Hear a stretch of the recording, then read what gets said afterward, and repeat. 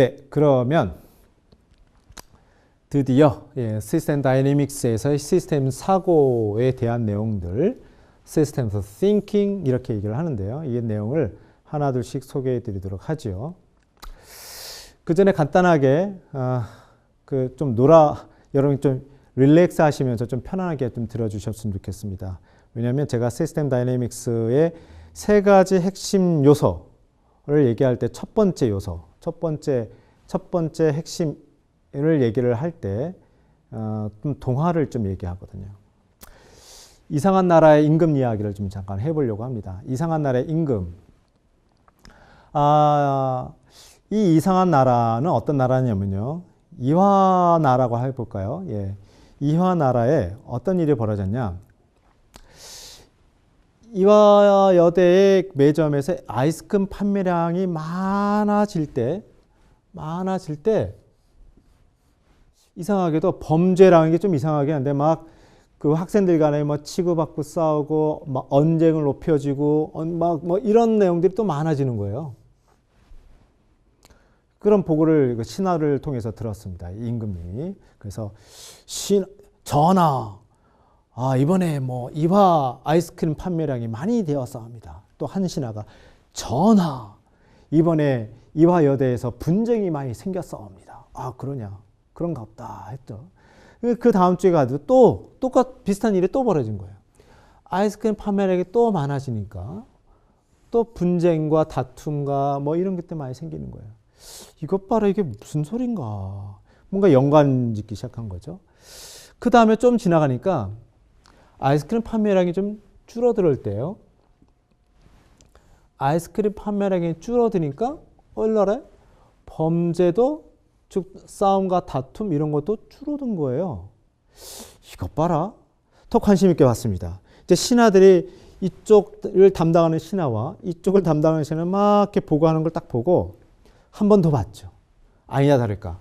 그 다음에 아이스크림 판매량이 줄어드니까 범죄 발생도 줄어든 거예요. 이것 봐라. 그래서 임금님은 아주 결단을 냅니다. 어떤 결단을 내느냐? 여봐라. 이화 학당의 범죄를 줄이기 위해서 아이스크림 판매를 어떤 걸 할까? 아이스크림 판매를 중지해라. 다시 말합니다. 네. 여봐라. 범죄를 줄이기 위해서 아이스크림 판매를 중단해라. 이렇게 내린 겁니다. 여러분 이걸 제 얘기를 들어보면 이건 말도 안 되는 이야기를 하고 있다고 생각하시겠죠. 그죠? 근데 이런 말도 안 되는 의사결정이 우리 주위에서 굉장히 많이 일어나고 있습니다. 왜 그런 걸까요? 일단 여기서 아이스크림 판매량과 범죄 발생 건수라고 하는 거의 관계를 한번 볼까요? 이게 왜 생긴 거예요? 사실은 온도가 올라가니까 불쾌지수가 올라가고 감정 통제 능력이 떨어지면서 범죄가 올라가는 이런 관계가 있는 거 아니겠어요? 또 온도가 올라가니까 여름이니까 시원해지고 싶은 욕구가 생겨서 아이스크림 판매량이 많아진 거 아니겠어요? 우린 이걸 뭐라 그러나요? 네. 자, 아이스크림 판매량과 범죄 발생 건수. 범죄가 발생하는 거와 아이스크림 판매량은 항상 같이 움직였어요. 빅데이터를 돌려도 같이 움직였어요. 그게 굉장히 중요한 메타포죠. 아이스크림 판매량과 범죄 발생을 이리저리 데이터를 돌려봐도 빅데이터를 돌려봐도 항상 같이 움직입니다. 하지만 우리는 이것을 뭐라고 부릅니까? 상관관계라고 얘기합니다. 상관관계. 상관이 있는 것이죠. 그러면 이렇게 여쭤볼까요? 인과관계인가요? 아닙니다. 그렇죠? 우리는 범죄에 관련된 인과관계를 추적해서 그 원인을 제거를 하고 수정을 하고 개선하려고 노력을 해야 되는 것이지 인과관계가 아닌 상관관계로 판단해서 분석해서 의사결정을 하면 말도 안 되는 결과가 생기는 거죠. 그렇죠? 자, 시스템 다이내믹스, 시스템 사고에 있어서 가장 중요한 첫 번째, 바로 상관관계가 아니라 인과관계를 추적하는 겁니다. 다시 한번 말씀드립니다. 상관관계가 아니라 인과관계를 추적하는 겁니다. 이게 말처럼 쉽지가 않아요, 근데. 왜냐하면 우리의 판단의 상당 부분은 상관관계로 판단하거든요. 그거를 때로는 지혜라고 부르기도 하고요. 때로는 직관이라고 얘기도 합니다. 지혜와 직관이란 내용으로 포장이 되어서 말도 안 되는 상관관계를 가지고 인과관계로 오인하는 거예요. 다시 말씀드립니다. 많은 부분, 우리의 판단의 많은 부분은 상관관계를 인과관계로 오해합니다. 그러지 않나요? 그래서 이거를 경계해야 됩니다. 근데 굉장히 어려워요. 그래서 인과관계의 표현을 이렇게 표시합니다. 원인, 결과죠. 그죠? 그래서 원인이 B한테 영향을 미쳐서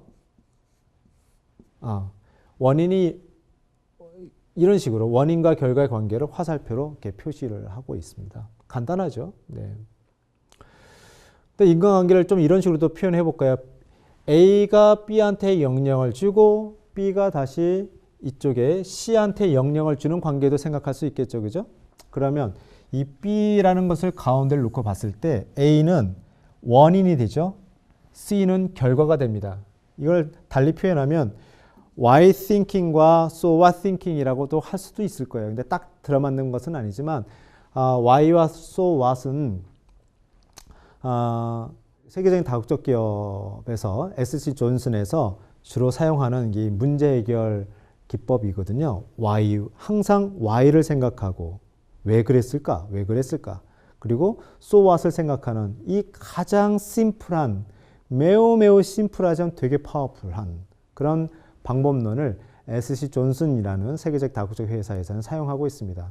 한 3번만 더 생각하면 웬만한 문제는 다 해결된다는 거고 3번만 생각하면 어떤 문제에 대한 솔루션도 생각할 수 있다. 뭐 그런 건데요. 즉 생각이 수렴이 되고 B로 수렴이 되는 그 단계를 추적하는 거고 B에서부터 사고가 확장되는 것을 추적해가는 그런 사고라고도 볼 수가 있겠죠. 그리고 시스템 다이내믹스는요. 시스템 사고에서는 인과관계 표현을 하는 독특한 방법이 좀 있습니다. 플러스 표시가 있고요. 마이너스 표시가 있습니다. 자, 시스템 다이내믹스에서 밝힌 인과관계는 고맙게도 딱 2종류밖에 없습니다. 몇 종류요? 2종류밖에 없습니다. 플러스 관계 또는 마이너스 관계. 네, 딱 2종류밖에 없어요. 같은 방향이냐, 반대 방향이냐. 딱 2종류밖에 없습니다. 굉장히 어렵죠? 딱 2종류밖에 없어요. 그래서 같은 방향을 표시할 때는 플러스, 반대 방향 표시할 때는 마이너스 이렇게 표현합니다. 마이너스는 부정적인 의미가 아니에요.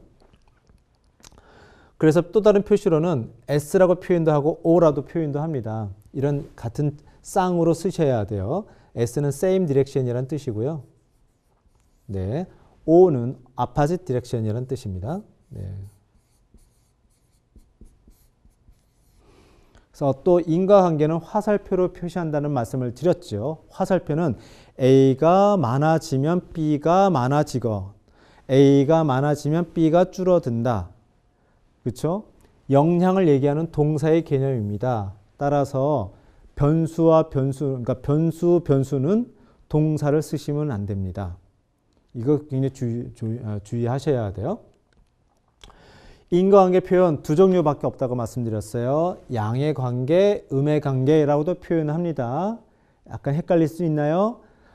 제가 말씀드렸죠. 시스템 다이내믹스에서 얘기하는 인과관계는 굉장히 복잡해요. 왜? 2종류밖에 없어서 같은 방향, 반대 방향. 그죠?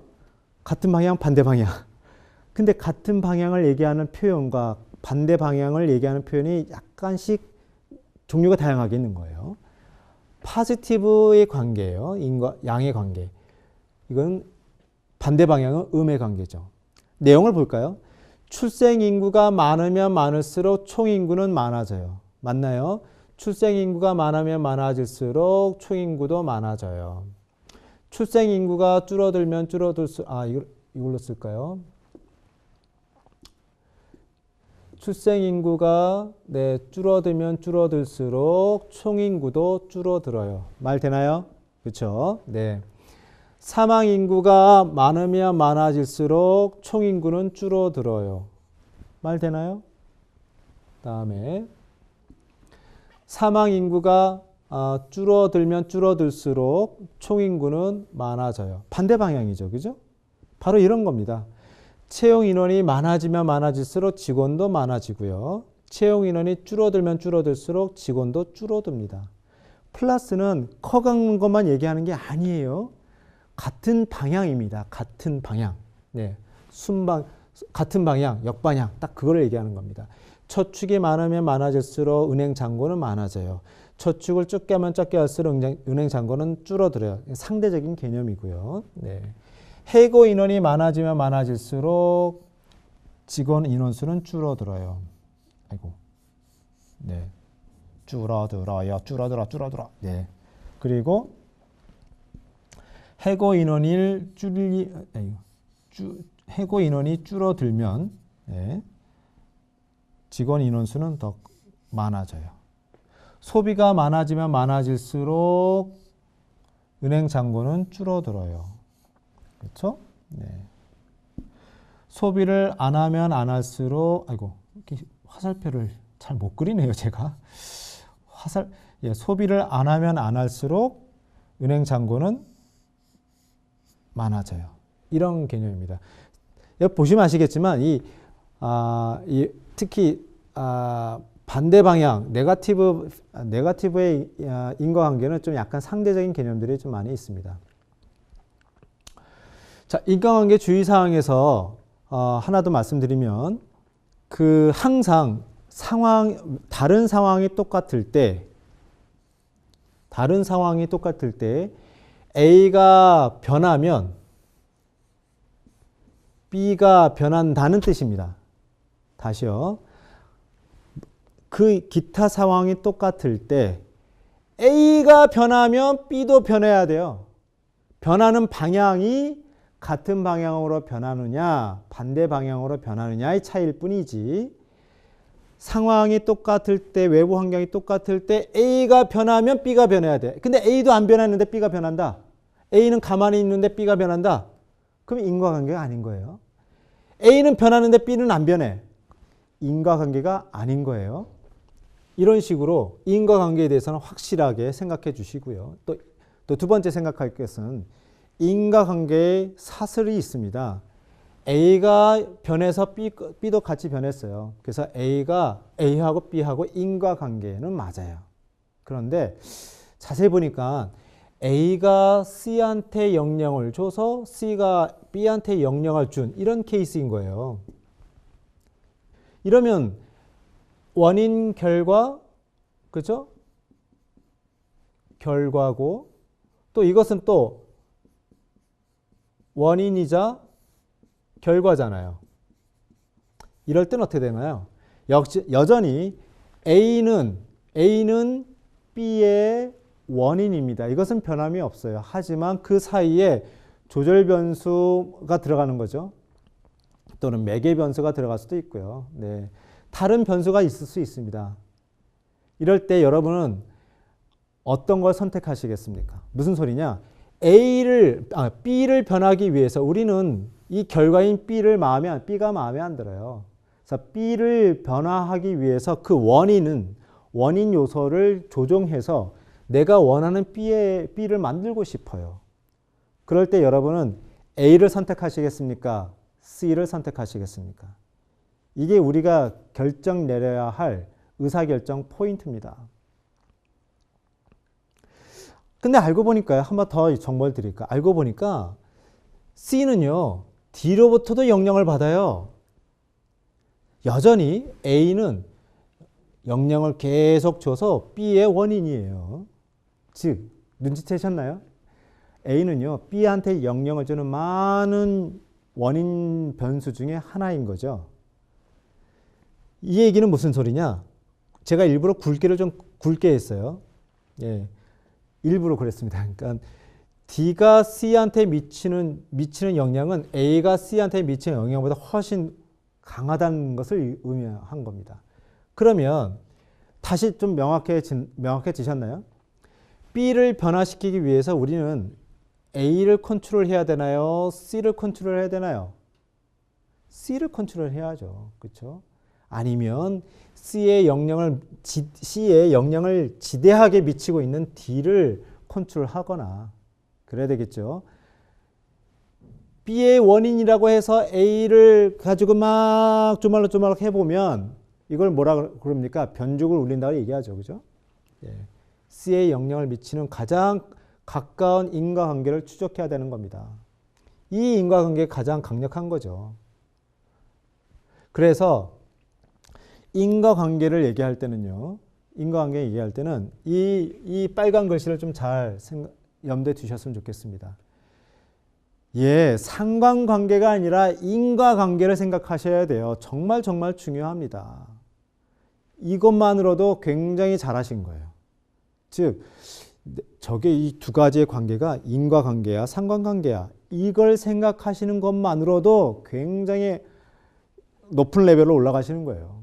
예, 정말 잘하신 거군요. 이왕이면 인과관계를 생각하실 때도 야, 저게 인과관계가 가까운 거야, 먼 얘기야.